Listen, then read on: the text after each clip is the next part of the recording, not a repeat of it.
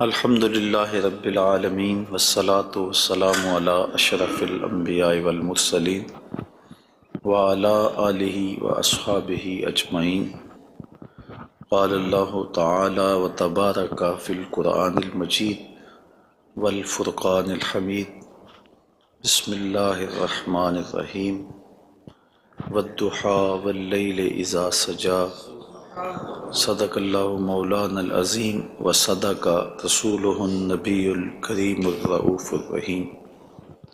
اللہم نور قلوبنا بالقرآن وزین اخلاقنا بالقرآن وادخلنا الجنۃ بالقرآن ونجنا من النار بالقرآن۔ قال اللہ تعالی وتبارک فی شان حبیبہ مخبرا وآمرا، ان اللہ وملائکتہ یصلون علی النبی یا ایہا الذین آمنوا صلوا علیہ وسلموا تسلیما۔ الصلاۃ والسلام علیک یا نبی الرحمہ وعلی آلک واصحابک یا رسول الملاحمہ۔ الصلاۃ والسلام علیک یا رسول اللہ وعلی آلک واصحابک یا محبوب رب العالمین۔ تمام حمد و ثناء، تعریف و توصیف اللہ جل مجدہ الکریم کی ذات بابرکات کے لیے، جو خالق کائنات بھی ہے اور مالک شاشہات بھی۔ اللہ جل وعلا کی حمد و ثناء کے بعد رسول رحمت، شفیع معظم، نبی محتشم، اللہ کے پیارے، امت کے سہارے، رب کے محبوب، دانائے غیوب، مالک رقاب امم، فخر عرب و عجم، والی کون و مکان، سیاہ لا مکان، سید انس و جاں، سرور لالا رخاں، نیر تاباں، سر نشین مہوشاں، ماہ خوباں، شہنشاہ حسینہ، تتمہ دوراں، سرخیل زہرہ جمالاں، جلوہ صبح ازل، نور ذات لم یزل، باعث تکوین عالم، فخر آدم و بنی آدم، نیر بطحا، رازدار ما اوہا، شاہد ما طغا، صاحب علم نشرہ، معصوم آمنہ احمد مجتبیٰ، حضرت محمد مصطفیٰ صلی اللہ علیہ وآلہ وسلم کے حضور ناز میں اپنی عقیدتوں، ارادتوں اور محبتوں کا خراج پیش کرنے کے بعد، عالی مرتبت محتشم سامعین، السلام علیکم ورحمۃ اللہ وبرکاتہ۔ ماہ نور ربیع الاول اپنی تمام تر رعنائیوں کے ساتھ جلوہ گر ہوا جا رہا ہے، اور ہم حضور نبی رحمت صلی اللہ علیہ وآلہ وسلم کے شمائل پر کچھ باتیں آپ کے سامنے رکھنا چاہ رہے ہیں۔ اللہ تعالیٰ کلمات حق زبان پہ جاری فرمائے، اور حضور کے جمال جہاں آرا کی برکتوں سے ہماری روحوں میں نکھار پیدا فرمائے۔ علماء نے لکھا ہے کہ حضور کے حلیہ شریف کو بیان کرنے سے دلوں میں حضور کی محبت پیدا ہوتی ہے، اور سننے والوں کو، بیان کرنے والوں کو حضور کا پیار ملتا ہے، حضور کی محبت ملتی ہے، اور اس کی برکت سے حضور کے دیدار کی دولت بیدار بھی نصیب ہو جاتی ہے۔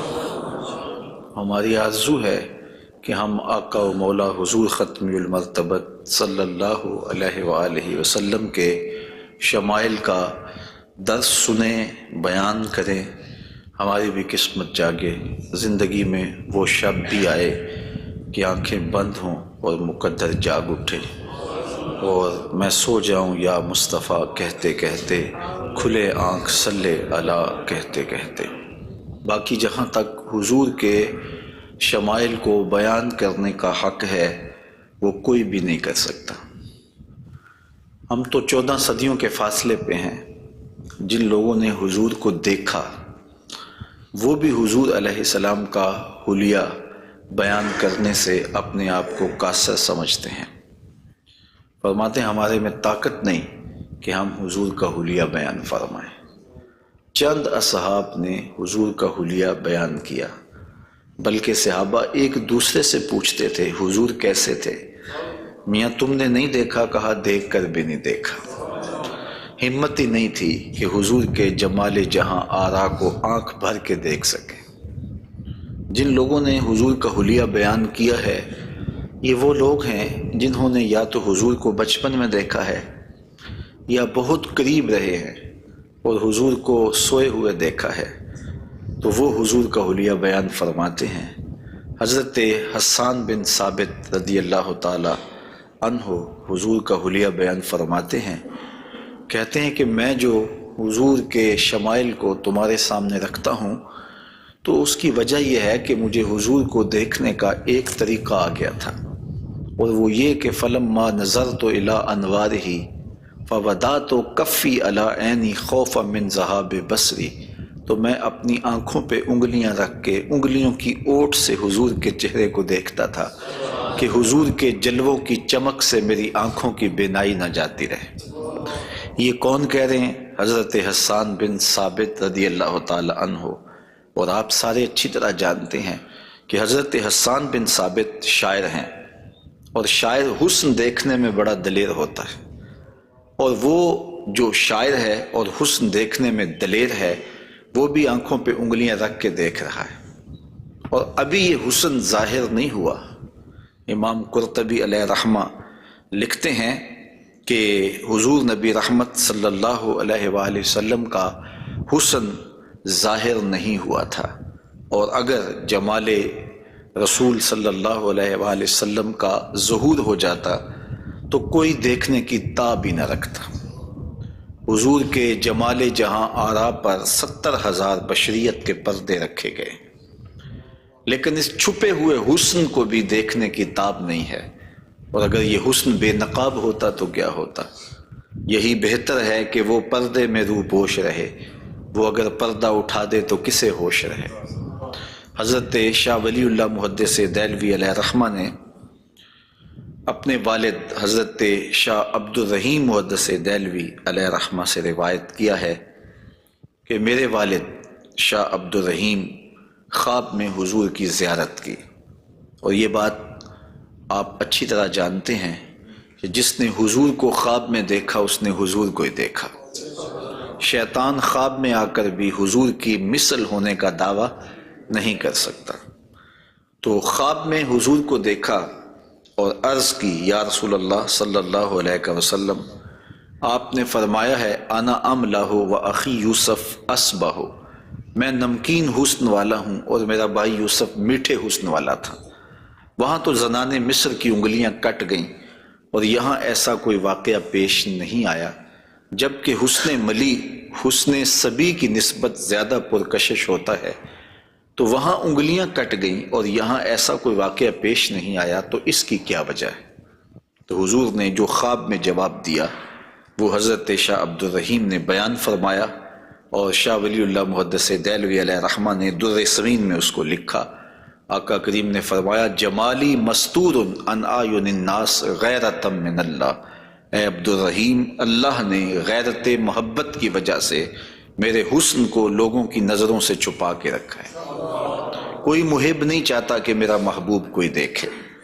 قتیل شفائی نے کہا تھا نا، اس حد تلک بڑھ گئی ہے بے اعتمادی کہ تجھ کو تجھ سے بھی چھپانا چاہتا ہوں۔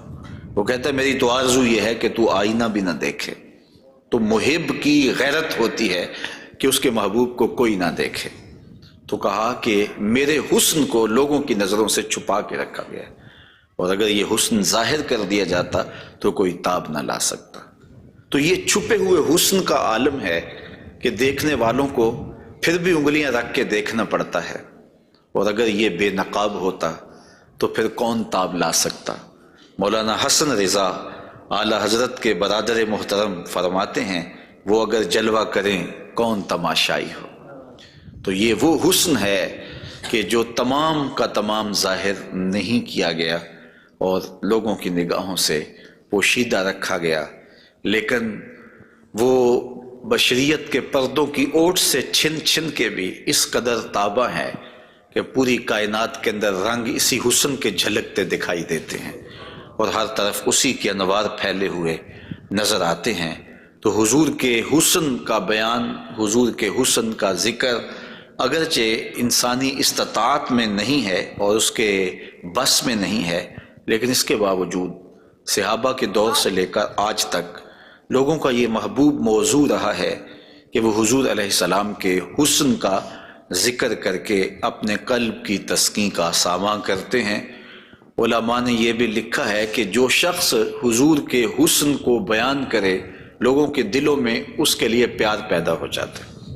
آج ہر شخص چاہتا ہے کہ میں ہر دل عزیز ہو جاؤں، تو یہ سادہ سا نسخہ ہے کہ کائنات میں حضور کے حسن کے تذکرے کیا کرو، دنیا تم سے پیار کرنے لگ جائے گی۔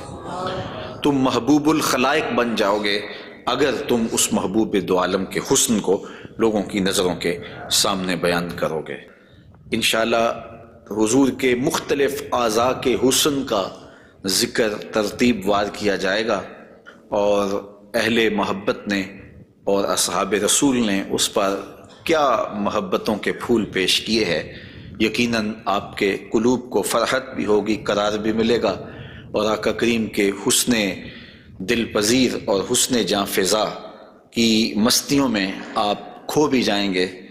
حضرت جابر بن سمرہ رضی اللہ تعالی عنہ فرماتے ہیں کہ لیلۃ الادحیان تھی، 14ویں رات کا چاند تھا، اور حضور یمنی چادر اوڑے ہوئے استراحت فرما رہے تھے، اور میں کبھی آسمان کو دیکھتا تھا، کبھی حضور کے جمال جہاں آرا کو دیکھتا تھا، اور یہ سوچتا تھا کہ میں فیصلہ کروں کہ آسمان کا چاند سونا ہے یا مدینے کا چاند سونا ہے۔ تو حضرت جابر بن سمرہ رضی اللہ تعالیٰ عنہ فرماتے ہیں پھر میں نے فیصلہ کیا فائزہ ہوا احسن عندی من القمر، میں نے کہا آسمان کا چاند نہیں مدینے کا چاند سونا ہے، چونکہ چاند کی چمک بھی حضور کے در کی خیرات ہے۔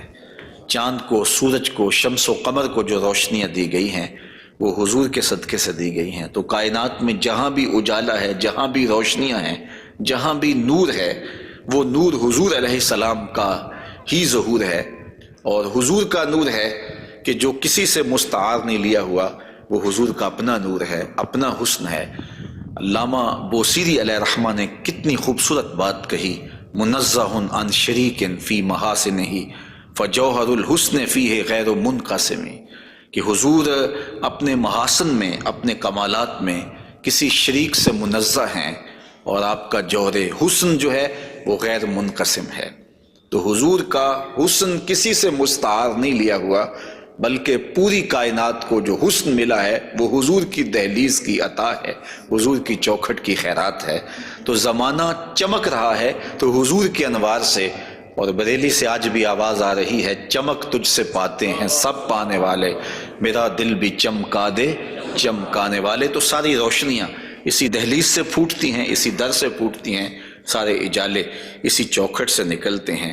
اللہ نے اپنے محبوب علیہ السلام کو جو حسن دیا، جو جمال دیا، حضرت برا بن عازب رضی اللہ تعالیٰ عنہ بیان فرماتے ہیں، امام بخاری و مسلم نے اس کو روایت کیا ہے، کان رسول اللہ صلی اللہ علیہ وسلم احسن الناس وجہا، کائنات میں جتنا سونا چہرہ میرے حضور کا تھا کسی کا تھا ہی نہیں۔ سب سے زیادہ سونا اور خوبصورت چہرہ اللہ نے اپنے محبوب کو عطا کیا ہے۔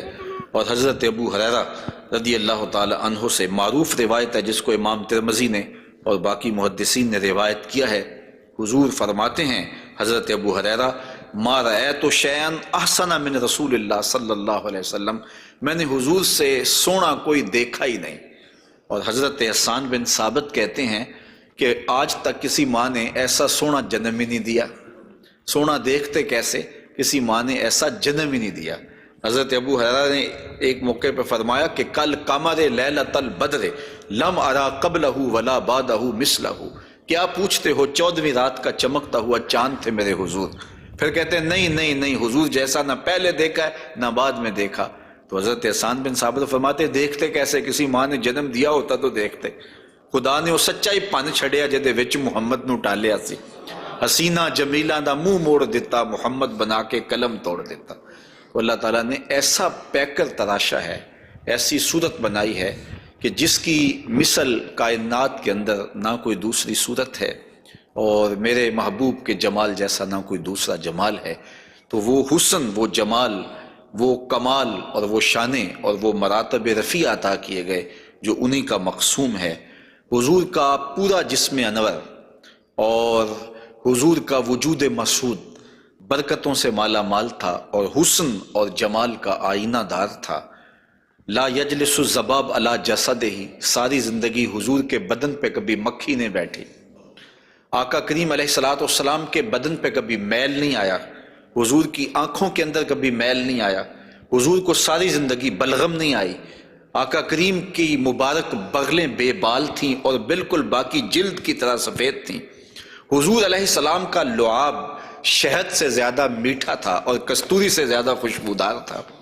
حضور کے فضلات مبارکہ جو ہے وہ امت کے حق میں پاک ہیں، اور جہاں حضور علیہ السلام قضائے حاجت کے لیے جاتے تو وہاں بعد میں جا کے دیکھا جاتا تو کوئی چیز نظر نہ آتی سوائے کستوری کی خوشبو کے۔ تو آقا کریم علیہ الصلوۃ والسلام کو کبھی جمائی نہیں آئی، کبھی حالت نیند میں حضور نبی رحمت صلی اللہ علیہ وآلہ وسلم ناپاک نہیں ہوئے، حضور نبی رحمت صلی اللہ علیہ وسلم پر کوئی نجاست نہیں آئی، اور آقا کریم کے بدن کا سایہ بھی نہیں تھا تاکہ زمین کے اوپر حضور کا سایہ نہ گرے۔ کائنات میں ایسا کون ہو سکتا ہے جیسا آمنہ کا لال تھا؟ تو وہ حسن دیا گیا، وہ جمال دیا، جس پہلو سے دیکھو حضور بے مثال نظر آتے ہیں اور بے مثل نظر آتے ہیں۔ آئیے ہم حضور نبی رحمت صلی اللہ علیہ وآلہ وسلم کے جسم کے حوالے سے پہلے کچھ بات کریں اور پھر حضور کے اعضاء کی طرف چلتے ہیں۔ حضور کا مبارک جسم بے سایہ تھا، اور یہ سایہ نہ چاند کی چاندنی میں دکھائی دیتا تھا اور نہ سورج کی روشنی میں پڑتا تھا۔ حضرت ذکوان رضی اللہ تعالی عنہ روایت کرتے ہیں، فرماتے ہیں کہ ان رسول اللہ صلی اللہ علیہ وسلم لم یکن یرا لہ ظل فی شمس ولا قمر، حضور کا سایہ نہ سورج کی روشنی میں ہوتا تھا اور نہ چاند کی چاندنی میں ہوتا تھا۔ اور حضرت عثمان رضی اللہ تعالی عنہ خلیفہ ثالث رضی اللہ تعالی عنہ اس کی وجہ بیان فرماتے ہیں کہ حضور کا سایہ کیوں نہیں تھا۔ فرماتے ہیں ان اللہ ما اوقع ظلک علی الارض لئلا یدع انسان قدمہ علی ذلک الظل، اللہ تعالیٰ نے محبوب کا سایہ زمین پہ اس لیے نہیں پڑنے دیا کسی انسان کا قدم محبوب کے سائے پہ نہ آ جائے۔ اللہ اکبر۔ لیکن حضرت شیخ احمد مجدد الفسانی علیہ رحمہ نے ایک بڑی خوبصورت بات کہی، اور ہمارے لیے وہ بڑی ٹھنڈک اور بڑی تسکین کا ساماں ہے۔ وہ فرماتے ہیں کہ اورا صلی اللہ علیہ وسلم سایہ نبود، آقا کریم علیہ السلام کا سایہ نہیں تھا۔ در عالم شہادت، اس عالم شہادت میں حضور کا سایہ نہیں تھا، اور یہ بات ثابت ہے، اور تقریباً تمام مکاتیب فکر کے لوگ، ایک دو مکتبہ فکر کے علاوہ باقی سارے اس بات کو تسلیم کرتے ہیں۔ رشید احمد گنگوہی نے بھی یہ بات لکھی ہے، امداد السلوک کے اندر یہ روایت موجود ہے کہ بتواتر ثابت شد کہ حضرت علی سایہ نہ داشتن۔ وہ کہتے ہیں کہ یہ بات تواتر کے ساتھ ثابت ہے کہ جناب صلی اللہ علیہ وسلم کا سایہ نہیں تھا۔ تو حضرت شیخ فرماتے ہیں کہ عالم شہادت میں حضور کا سایہ نہیں تھا۔ شیخ احمد مجدد الفسانی، کیوں سایہ نہیں تھا؟ فرماتے ہیں سایہ ہر شخص از شخص لطیف تر است، کسی چیز کا سایہ اس شے سے زیادہ لطیف ہوتا ہے، چون لطیف تر از وے صلی اللہ علیہ وآلہ وسلم در عالم نہ باشد پورا سایہ چے صورت دارد۔ جب حضور سے لطیف کائنات میں شے ہی کوئی نہیں ہے تو پھر سایہ کیا معنی رکھتا ہے؟ کائنات میں حضور سے لطیف ہے ہی کوئی چیز نہیں ہے، حضور کی مثل عالم مقام میں ممکن ہی نہیں ہے۔ اب مجھے یہ بتائیں کہ جس کا سایہ بھی نہیں تھا اس کا ثانی ہو سکتا ہے؟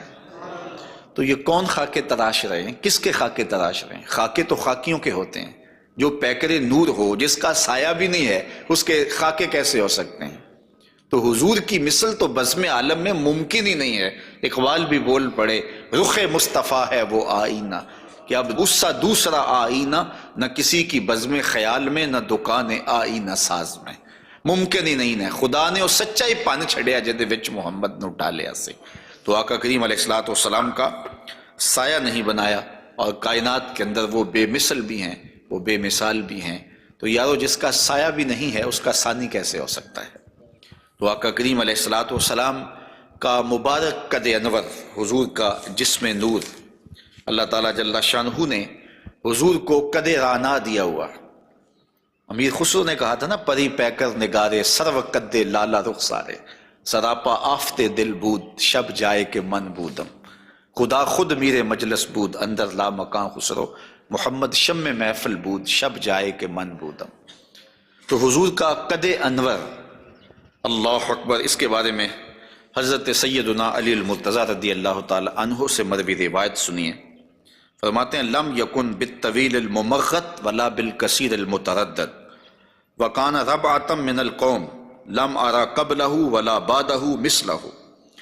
فرمایا کہ حضور علیہ السلام کا قد لمبا بھی نہیں تھا، حضور پست قامت بھی نہیں تھے، حضور درمیانی قد و قامت کے حامل تھے۔ پھر آگے کہتے ہیں نہیں حضور جیسا نہ پہلے دیکھا نہ بعد میں دیکھا۔ اور حضرت انس رضی اللہ تعالیٰ عنہ فرماتے ہیں کان رسول اللہ صلی اللہ علیہ وسلم لیس بالذاہب طولا وفوق الربا اذا جامع القوم غمرہم۔ فرماتے ہیں حضور پست قامت نہیں تھے، حضور درمیانی قد و قامت کے تھے۔ پھر کہتے ہیں نہیں، درمیانی قد و قامت سے بھی اٹھتا ہوا حضور کا قد تھا، یعنی قد اتنا لمبا نہیں تھا کہ بہت لمبا قد بھی اچھا نہیں لگتا اور پست قامتی بھی عیب ہے، تو درمیانہ قد ہونا یہ حسن ہے، لیکن درمیانے سے بھی کچھ اٹھتا ہوا یہ مزید حسن ہے، اور یہ اللہ نے اپنے محبوب کو قد دیا تھا۔ لیکن اس کے ساتھ یہ شان تھی کہ لمبے لمبے قد والے لوگ موجود ہوتے اور حضور بھی ان میں موجود ہوتے۔ اذا جامع القوم غمرہم، جب حضور تشریف فرما ہوتے تو حضور سب سے اونچے دکھائی دیتے۔ قد درمیانہ تھا لیکن دکھائی اونچے دیتے۔ علماء نے اس کی تشریح میں لکھا ہے کہ حضور علیہ الصلوۃ والسلام کا یہ معجزہ تھا، یہ شان تھی، یہ نبوی وجاہت تھی کہ حضور سب سے اونچے دکھائی دیتے تھے۔ ام معبد جو حضور کا حلیہ بیان کرتی ہیں، اور انشاءاللہ ان سے مروی روایت اور ان کا تفصیلی واقعہ ہم آگے چل کے بیان بھی کریں گے، تو وہ حضور کے قد پر کہتی ہیں غصن بین غصنین، دو شاخوں کے درمیان اٹھتی ہوئی جیسے شاخ ہوتی ہے، اس طرح حضور کا قد رانا تھا۔ تو آقا کریم علیہ السلام کا قد، اللہ اکبر۔ حضرت انس سے ایک اور روایت سن لیجئے، وہ فرماتے ہیں کان رسول اللہ صلی اللہ علیہ وآلہ وسلم احسن الناس قواما و احسن الناس وجہا، کہتے ہیں جیسی قد و قامت میرے حضور کی تھی، کائنات میں اتنا سونا قد کسی کا نہیں، اور جتنا سونا چہرہ میرے حضور کا تھا ایسا سونا چہرہ کسی کا نہیں ہے۔ قد بھی سونا اور چہرہ بھی سونا، اور زمانے میں اتنا سونا رب نے کوئی پیدا ہی نہیں کیا، چونکہ سب سے حسین سب سے جمیل اپنے محبوب کو بنایا۔ لکھاں آئے لوگ زمانے تے محبوب خدا جیا کوئی نہیں، لکھاں سونے بن بن بیندے نے اودی خاکے پا جیا کوئی نہیں۔ جو حسن انہیں دیا، جو جمال انہیں دیا، وہ انہی کی خوبی ہے۔ حضور نبی رحمت صلی اللہ علیہ وآلہ وسلم کے قدموں کے حسن کا ذکر کرتے ہیں۔ حضرت نبی رحمت صلی اللہ علیہ وآلہ وسلم کے مبارک قدموں کی جو ہتھیلیاں تھیں وہ پرگوشت تھیں، اور انگلیاں قوی بھی تھیں، مضبوط تھیں اور خوشنما تھیں، اور مبارک تلوے گہرے تھے اور صاف تھے، نرم تھے اور چکنے تھے۔ اگر ان پر پانی ڈالا جائے تو پانی بہہ جاتا، اور جب آقا کریم چلتے تو حضور ایسے لگتا جیسے بلندی سے نیچے اتر رہے ہیں۔ وقار کے ساتھ حضور قدم زور کے ساتھ اٹھاتے اور وقار کے ساتھ آگے بڑھاتے، اور یوں محسوس ہوتا کہ جس طرح بلندی سے حضور نیچے کی طرف آ رہے ہیں۔ آقا کریم علیہ الصلوۃ والسلام بہت تیز چلتے نہیں تھے، لیکن ایسے لگتا تھا جس طرح زمین حضور کے لیے لپیٹ دی گئی ہے، اور اگر لوگ حضور کے ساتھ چلنا چاہتے تو حضور کے ساتھ چل نہیں سکتے تھے۔ اللہ نے اپنے محبوب کو وہ رفتار عطا فرمائی، زمین بھی سمیٹ دی گئی تھی حضور کے لیے، اور وقت بھی سمیٹ دیا گیا تھا حضور کے لیے۔ اور آقا کریم علیہ الصلوۃ والسلام کے قدم مبارک کی انگلیاں وہ بڑی خوبصورت تھیں، لیکن جو درمیان والی انگلی ہے وہ انگلی باقی انگلیوں سے زیادہ قد آور تھی، لمبی تھی۔ آئیے ذرا اس انگلی کا حال حضرت میمونہ بنت کردم رضی اللہ تعالی عنہا سے سنیے۔ یہ ایک صحابیہ ہیں جو اپنے والد گرامی کے ساتھ حضور کی خدمت میں حاضر ہوئیں۔ تو ان کے والد گرامی نے حضور سے کوئی بات پوچھی، اور آقا کریم اس وقت ناقہ کے اوپر، اونٹنی کے اوپر سوار تھے، تو ان کا جی چاہا کہ میں حضور کا دیدار کروں، لیکن حضور کے چہرے کی وجاہت نے ان کو حضور علیہ السلام کے چہرے کی جانب آنکھ بھر کے دیکھنے نہ دیا، تو کہا اب آئی ہوں تو حضور کے مبارک پاؤں کو دیکھنے لگی۔ تو حضرت میمونہ بنت کردم فرماتی ہیں فما نسیتو فی ما نسیتو طول اصبع قدمہ السبابہ علی سائر اصابعہ، کہا مدت ہو گئی ہے میں نے حضور علیہ السلام کو دیکھا تھا، اور حضور کے مبارک پاؤں کی انگلیوں میں سے جو درمیان والی انگلی ہے، اس انگلی کا جو قد باقی انگلیوں سے تھوڑا سا لمبا تھا، آج تک میری آنکھوں سے وہ حسن نہیں ہٹتا ہے، وہ حسن ہی زائل نہیں ہوتا ہے۔ اب تک میری نگاہوں میں وہی جلوے ہیں کہ حضور علیہ السلام کی انگلی جو ہے وہ باقی انگلیوں کی نسبت جو ہے وہ زیادہ درمیان والی انگشت سبابہ جو تھی وہ زیادہ لمبائی میں تھی۔ تو حضرت میمونہ بنت کردم ابھی تک اس انگلی کے حسن میں کھوئی ہوئی ہیں۔ مجھے بتاؤ جس کی انگلی، پاؤں کی انگلی اتنی حسین ہے، اس کی آنکھیں کتنی حسین ہوں گے۔ وہ کیا کسی نے کہا نا کہ قدموں میں جبیں کو رہنے دو، چہرے کا تصور مشکل ہے۔ قدموں پہ جبیں کو رہنے دو، چہرے کا تصور مشکل ہے، جب چاند سے بڑھ کر ایڑی ہے رخسار کا عالم کیا ہوگا۔ یہ تو انگلی کا حسن ہے کہ میمونہ بنت کردم ساری زندگی یہی احساسہ ہے، لوگوں کو بتاتی ہیں کہ لوگوں میں نے حضور کی انگلی دیکھی ہوئی ہے۔ تو جس نے حضور کے قدم انور کی انگلی کی زیارت کی ہے وہ تو ناز کرے، اور پھر اس عائشہ صدیقہ محبوب کائنات کی قسمت پہ ناز نہ کریں جن کی آغوش میں حضور کا سر انور ہوتا تھا۔ تو حضرت میمونہ بنت کردم رضی اللہ تعالی عنہ فرماتی ہیں کہ میں ابھی تک اس انگلی کے جمال کو بھول نہیں پائی۔ آقا کریم علیہ السلام کے قدموں کے بارے میں آتا ہے کہ کان رسول اللہ صلی اللہ علیہ وسلم احسن البشر قدما، کائنات میں جتنے سونے قدم میرے حضور کے تھے اتنے سونے قدم بھی کسی کے نہیں تھے۔ حضرت انس اور حضرت ابو ہریرہ اور ہند بن ابی حالہ رضی اللہ تعالیٰ عنہ حضور کے قدموں کے بارے میں شسن القدمین، اور حضرت امام ترمذی نے مسیح القدمین کے لفظ بولے ہیں کہ نرم آپ کے قدم تھے، اور آپ کے قدم جو ہے وہ چمکدار تھے، روشن تھے، آپ کے قدم پرگوشت تھے، اور آپ کے مبارک پاؤں خوبصورت تھے۔ اور تلوے جو تھے اس کے بارے میں دو روایات ہیں، ایک روایت یہ ہے کہ اخمسان، اور ایک روایت کے اندر لفظ ہیں لیس لہا اخمس، کہ جو تلوے ہیں وہ درمیان سے جو ہیں وہ پرگوشت تھے، اور ایک ہے کہ درمیان سے پرگوشت نہیں تھے۔ تو یہ دو روایات کی تطبیق کیسے ہوگی؟ بعض نے کہا کہ حضور کے مبارک تلوے جو تھے وہ درمیان سے پرگوشت نہیں تھے، اور بعض نے کہا کہ بالکل درمیان سے پرگوشت ہی تھے اور بالکل سیدھے تھے۔ علماء نے کہا کہ درمیان سے خلا تو تھا، لیکن جب حضور قدم رکھتے تھے تو آقا کریم علیہ السلام قدم جو ہے وہ پوری طرح جماؤ کر کے رکھتے تھے، اور جب وہ نقش بنتا تھا تو وہ نقش پورا بنتا تھا۔ اور یہاں محدثین نے کمال کر دی، کہا رب نے یہ نہیں چاہا کہ میرے محبوب کے تلووں کا نقش ناتمام بنے، نقش پورا بنتا تھا۔ تو جنہوں نے نقش کو دیکھ کر تلووں کا اندازہ لگایا انہوں نے کہا کہ نہیں، وہ تلوے بالکل برابر تھے اس لیے کہ نقش پورا بنتا تھا، اور جنہوں کو تلوے دیکھنے کی سعادت نصیب ہو گئی تو انہوں نے کہا نہیں، ہم نے دیکھے ہیں کہ جو ہے وہ درمیان میں جو ہے وہ کم گوشت تھا اور اطراف میں گوشت زیادہ تھا۔ تو صحابہ نے حضور کے تلووں کے بارے میں یہ رائے بیان فرمائی ہے۔ حضرت ابو ہریرہ رضی اللہ تعالی عنہ فرماتے ہیں انہ صلی اللہ علیہ وسلم کان اذا مشى علی الصخر غاصت قدماہ فیہ، جب کبھی آپ ننگے پاؤں چلتے کسی پتھر کے اوپر، کسی چٹان کے اوپر، تو وہ چٹان اور پتھر حضور کے لیے نرم ہو جاتے، اور آقا کریم علیہ السلام کے مبارک قدم جو ہے اس پتھر کے اندر جو ہے وہ دنس جاتے اور نشان بن جاتے۔ جس طرح مقام ابراہیم پہ آپ دیکھ سکتے ہیں کہ حضرت اسماعیل علیہ السلام کے قدموں کے نشانات اس پتھر نے محفوظ کر لیے، تو یہ پتھر جن پتھروں پہ حضور چلتے تھے وہ اپنی چھاتی پہ حضور کے تلووں کے نشان محفوظ کر لیتے تھے۔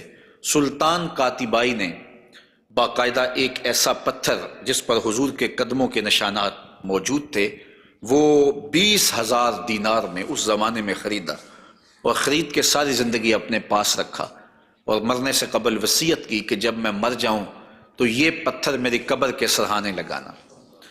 علامہ خفاجی علیہ رحمہ نسیم الریاض میں لکھتے ہیں کہ وہ پتھر آج بھی ان کی قبر کے سرہانے پہ لگا ہوا ہے، اور لوگ اس کو اپنے لیے اعزاز سمجھتے تھے، اور یہ وہ قدم ہیں کہ جہاں آتے اس جگہ کی قسمت جاگ پڑتی۔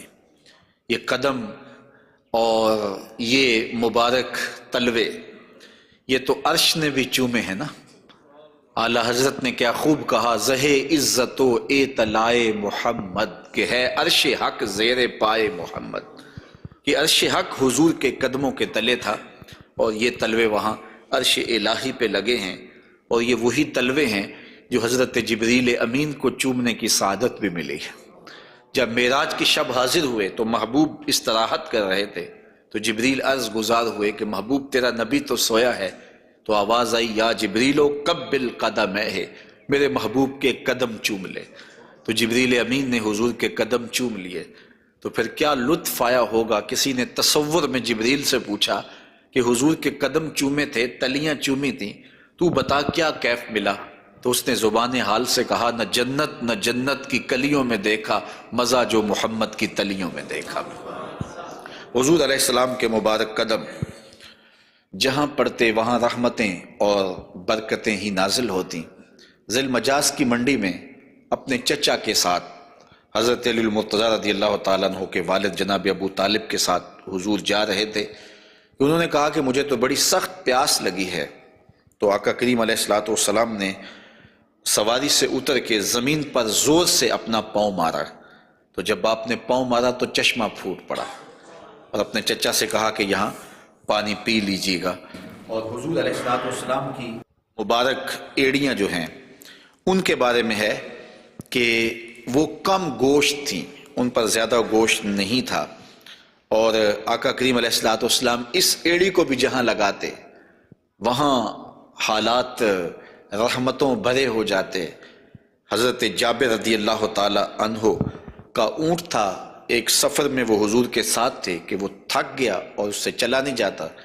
حضور کی سواری گزری تو انہوں نے عرض کی، یا رسول اللہ صلی اللہ علیہ وسلم، یہ میرا اونٹ ہے اور تھک گیا ہے، اور میں قافلے کے ساتھ کیسے سفر کر سکتا ہوں؟ تو آقا کریم علیہ السلام نے اپنی ایڑی سے اس کو ٹھوکر لگائی، فَنَاشِطَ حَتَّى كَانَ لَا يَمْلِكُ زَمَامَهُ، وہ اتنا تیز ہوا کہ پھر اس کی باگ سنبھالی نہیں جاتی تھی۔ کچھ عرصے کے بعد حضور حضرت جابر سے پھر ملے، اور حضور نے پوچھا کہ وہ تمہارے اونٹ کا کیا بنا؟ تو انہوں نے کہا بخیرن قد اصابتہ برکتوں کا، حضور آپ کی برکت کی وجہ سے اب خیر ہی ہو گئی ہے۔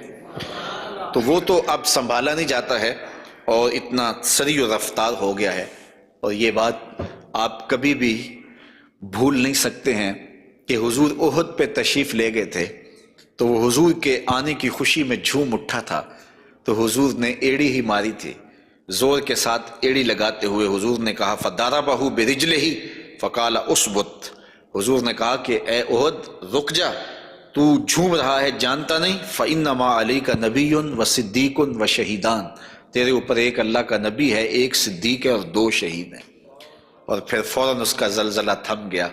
اعلیٰ حضرت بولے، ایک ٹھوکر سے احد کا زلزلہ جاتا رہا، رکھتی ہیں کتنا وقار اللہ اکبر ایڑیاں۔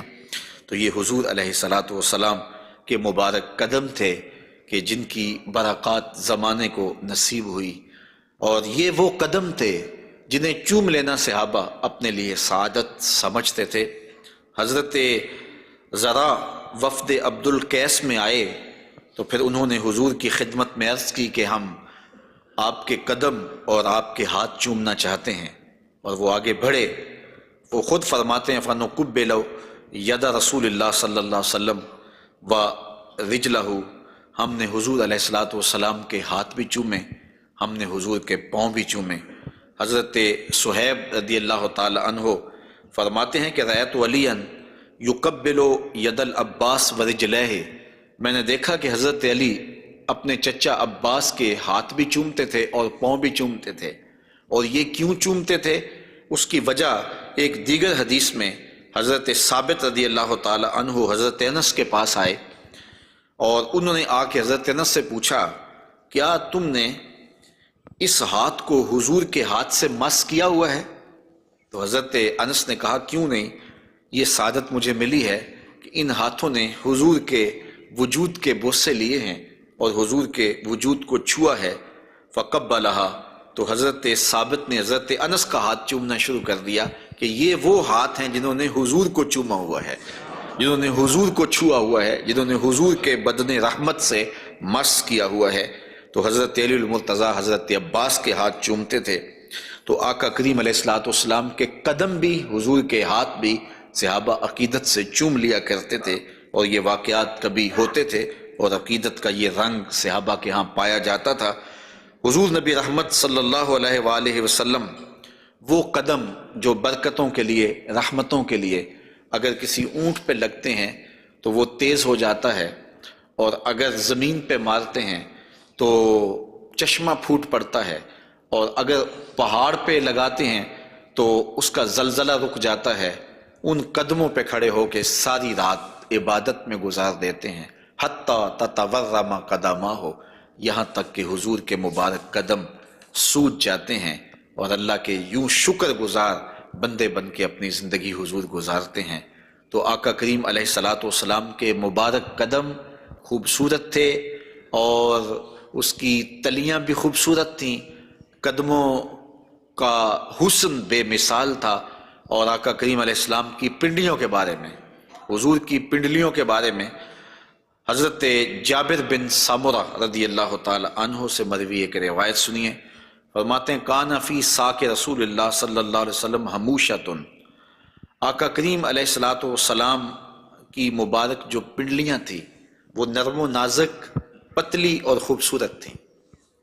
اور آقا کریم کی پنڈلیوں کے بارے میں سراقہ بن مالک رضی اللہ تعالی عنہ نے جو کہا ہے وہ بڑی خوبصورت بات کہی ہے۔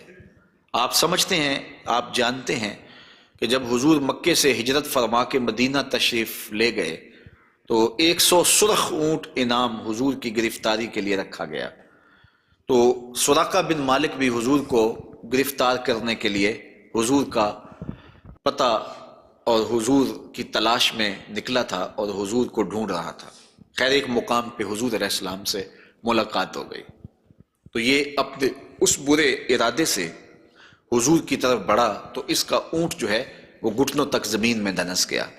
اس نے معذرت کی، حضور نے دعا دی، وہ اونٹ باہر نکل آیا تو اس کی پھر نیت بدل گئی، تو پھر دوبارہ اونٹ جو ہے وہ گھٹن تک دنس گیا۔ خیر اس نے دوبارہ معذرت کی اور حضور سے کہا کہ آپ مجھے امان نامہ لکھ کے دیں۔ تو حضور نے ان کو امان نامہ دے دیا اور فرمایا کہ تو مجھے گرفتار کرنے کے درپے ہے اور میں تیرے ہاتھوں میں کسریٰ کے کنگن دیکھ رہا ہوں۔ تو یہ واپس پلٹ آئے، تو انہوں نے اس وقت حضور علیہ السلام کو دیکھا، تو یہ حضور کے حسن کا اور حضور کی پنڈلیوں کا ذکر کرتے ہیں، کیونکہ حضور سواری پہ تھے اور حضور کی پنڈلیاں انہیں دکھائی دی۔ تو حضرت سراقہ بن مالک کہتے ہیں کہ فلما دنوت منہ، جب میں حضور کے نیڑے ہوا اس نیت سے کہ میں حضور کو گرفتار کروں، وہو علی ناقتہ، تو حضور اپنی اونٹنی کے اوپر سوار ہیں۔ تو پھر کیا ہوا؟ تو جعلت انظر الی ساکہ، تو میں حضور کی پنڈلیوں کو دیکھنے لگا۔ ایسا جعلت انظر، میں دیکھنے لگا، میری نظر جم گئی حضور کی مبارک پنڈلی پر۔ وہ کس طرح کہ اتنی خوبصورت تھی، کہتے ہیں کأنہا جمارہ، پنڈلی ایسے تھی جس طرح جمارہ ہوتا ہے۔ آپ نے کبھی دیکھا ہو کھجور کا درخت، تو کھجور کے درخت سے نیچے شاخیں پھوٹتی ہیں، تو جب نئی شاخ نکلتی ہے تو وہ اتنی خوبصورت ہوتی ہے اور اتنی نرم اور نازک اور گداز ہوتی ہے کہ اس کو چھو لینے کو جی چاہتا ہے۔ تو اس شاخ کو عربی میں جمارہ کہتے ہیں۔ تو وہ کہتے ہیں میں حضور کی پنڈلیوں کا کیا بتاؤں، جس طرح وہ کھجور کی تازہ شاخ نکلتی ہے جس کو دیکھنے سے جی نہیں رجتا، حضور کی پنڈلیاں جمارہ کی طرح تھیں۔ تو یہ انہوں نے ایک اپنے محاورے کے مطابق مثال دی، ورنہ حضور علیہ السلام کی پنڈلیوں کے لیے کوئی لفظ ہی نہیں ہے جو اللہ نے اپنے محبوب کو پنڈلیوں کا حسن دیا۔ اچھا، حضور کی پنڈلیوں کے بارے میں سنو میرے امام اعلی حضرت نے کیا کہا، کمال کر دی۔ ساک اصل قدم شاخ نخل کرم، اعلی حضرت فرماتے ہیں ساک اصل قدم، جو پنڈلی ہے، جو قدم کی اصل ہے، شاخ نخل کرم، جو کرم کی کھجور ہے، یہ اس کی شاخ ہے۔ اللہ اکبر، شم راہ اصابت پہ لاکھوں سلام۔ تو حضور علیہ الصلوۃ والسلام کو اللہ تعالیٰ نے پر نور، پتلی اور جو ہے وہ گوری رنگت کی اور لطیف اور خوبصورت پنڈلیوں سے نوازا تھا۔ اور حضور کے زانوئے منور کے بارے میں حضرت علی المرتضیٰ رضی اللہ تعالیٰ عنہ فرماتے ہیں، دخم الکرادیس، رسول کریم صلی اللہ علیہ وآلہ وسلم کے مبارک زانوئے نور کے بارے میں دخم الکرادیس کے لفظ بھی ہیں، اور دوسری روایت مروی ہے سعد ابن ابی شیبہ سے، اس میں لفظ ہیں کان رسول اللہ صلی اللہ علیہ وسلم جلیل المشاش، آقا کریم علیہ السلام کے زانو مبارک مضبوط تھے، پرگوشت تھے اور خوبصورت تھے۔ اور اعلیٰ حضرت یہاں بھی اپنی محبت کا اظہار کیے بغیر نہیں رہ سکے، فرماتے ہیں انبیاء طے کریں زانو ان کے حضور، انبیاء طے کریں زانو ان کے حضور، زانوؤں کی وجاہت پہ لاکھوں سلام۔ یہ وہ زانو ہے جہاں نبی بھی زانو طے کریں، یہ وہ شان ہے ان زانوؤں کی۔ حضور نبی رحمت صلی اللہ علیہ وآلہ وسلم کے مبارک قد انور کے فضائل بھی آپ نے سنے، حضور نبی رحمت صلی اللہ علیہ وآلہ وسلم کی پنڈلیوں کا تذکرہ بھی سنا، حضور کے پائے نور کی باتیں بھی آپ نے سنی، اور اب آقا کریم علیہ الصلوۃ والسلام کے بطن اقدس اور حضور علیہ الصلوۃ والسلام کے پہلوؤں کا ذکر آپ کے سامنے کیا جاتا ہے۔ لیکن اگر آپ چاہیں تو ایک چائے میں بھی پی لوں اور ایک آپ بھی پی لیں۔ جس دل میں حضور صلی اللہ علیہ وسلم کی محبت بس جائے وہ دل دنیا کے ہر غم سے آزاد ہو جاتا ہے۔ رسول اکرم صلی اللہ علیہ وآلہ وسلم کا نورانی حلیہ مبارک صرف ظاہری حسن کا بیان نہیں بلکہ ایمان کو تازہ کرنے والا تذکرہ ہے۔ صحابہ اکرام رضی اللہ تعالیٰ عنہ جب آپ صلی اللہ علیہ وسلم کے چہرہ انور کو دیکھتے تو ان کے دل محبت رسول سے بھر جاتے اور ایمان میں تازگی محسوس کرتے۔ آپ صلی اللہ علیہ وسلم کا چہرہ چودھویں کی چاند کی طرح روشن، پیشانی کشادہ، آنکھیں مبارک بڑی اور سیاہ، اور مسکراہٹ ایسی دلکش تھی کہ دیکھنے والا بے اختیار محبت میں ڈوب جاتا۔ آپ صلی اللہ علیہ وسلم کی اخلاقی گفتگو، چال ڈال اور انداز زندگی سراپا رحمت تھا۔ آپ صلی اللہ علیہ وسلم نہایت مختصر، نرم دل اور مہربان تھے۔ جو بھی ایک بار آپ صلی اللہ علیہ وسلم سے ملتا وہ آپ صلی اللہ علیہ وسلم کی محبت میں گرفتار ہو جاتا۔ یہی وجہ ہے کہ صحابہ کرام رضی اللہ تعالیٰ عنہ آپ صلی اللہ علیہ وسلم سے بے پناہ محبت کرتے تھے اور اپنی جان و مال سب کچھ آپ صلی اللہ علیہ وسلم پر قربان کرنے کو تیار رہتے تھے۔ عشق رسول صلی اللہ علیہ وسلم صرف زبانی دعویٰ نہیں بلکہ ایک عملی درس ہے۔ سچی محبت یہی ہے کہ ہم آپ صلی اللہ علیہ وسلم کے سنتوں کو اپنی زندگی میں اختیار کریں، اخلاق کو سنواریں، سچائی اور امانت داری کو اپنائیں اور دوسروں کے ساتھ رحم و کرم کا معاملہ کریں۔